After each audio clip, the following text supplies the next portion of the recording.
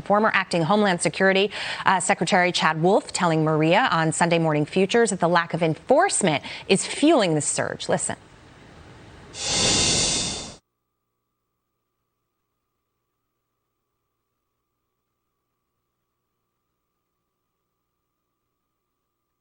Okay.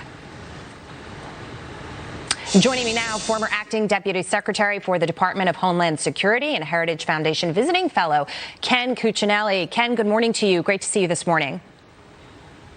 Good to be with you. We are talking about the crisis at the border that the administration refuses to acknowledge is a crisis. When it came to President Trump's policies, one of the main issues was while you're waiting for asylum, while you're waiting for your case and it's pending, wait at home. And that would encourage many things, but it also would encourage people actually showing up for their court hearings. Right now, they're being allowed into the country to wait here, and we're being told that many of them just never show up.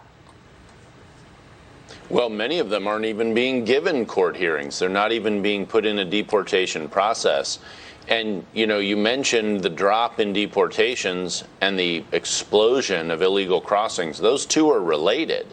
Because Joe Biden told the world, we will not deport you, he all but invited everyone to come across that border no matter what, no matter whether they're COVID positive, no matter whether they're a criminal.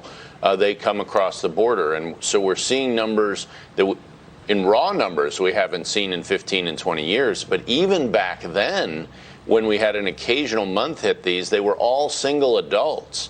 The logistics of returning those people back home was much, much simpler, particularly since they were heavily weighted to Mexican male adults. So it was a lot easier than the situation we're dealing with now. And we're already overwhelmed. And this is just the second month of the Biden effect. So what happens 2, 4, 6 months from now?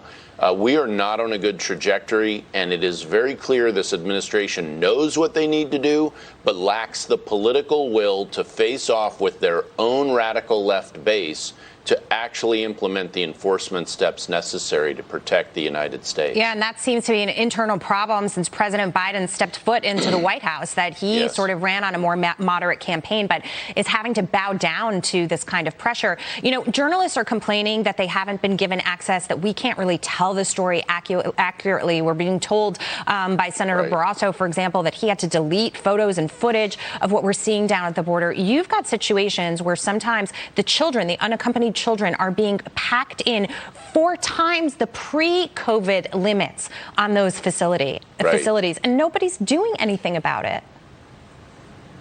And that is, by the way, 16 times the COVID level, which was about a 25% holding level. So can you imagine if both that level of density of children had occurred under Trump and the press hadn't been given access the way they've been censored under the Biden administration?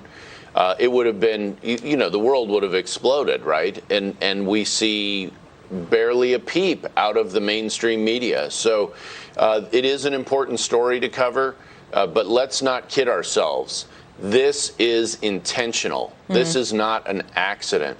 That when you look at the amnesty bills that they're putting through, also to appease their radical left base. Now, unfortunately, some of those have Republican support, and a voting bill that would register automatically many of these people to vote when they encounter state agencies across the country. Right. You see a long-term program by the radical left to bring in voters. That's what's happening at the southern border. It is a humanitarian crisis, but they see it as future voting opportunities. Absolutely, and that is the end game. That is the agenda here. Now, the Biden administration is looking to sort of stem the issue at the source. At least that's what they've said. The State Department sending its special envoy for the Northern Triangle to Guatemala and El Salvador this week to address these root causes. Kamala Harris talked about them, but hasn't really done anything about it specifically.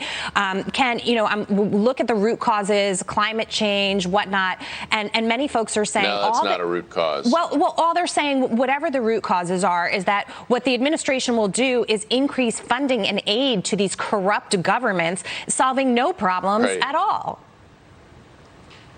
Well, and of course, Honduras in particular, we have court proof that they're corrupt. So, you know, the way President Trump handled that was to hold up their aid, not to give them more, until we had cooperation. And what happened? We got the best cooperation we've ever had on security, information sharing, breaking up migrant caravans of illegal aliens and so forth.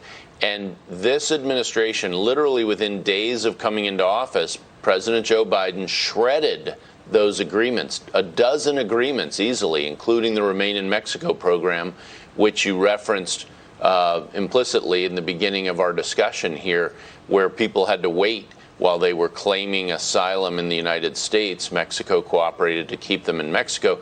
That drove down people's incentive dramatically to come to the United States illegally. And they have shredded every single one of those successful programs. And unfortunately, blocking illegal immigration, stemming that tide, there's no silver bullet. You need a whole package of programs to do that. And we had built those up over years of work.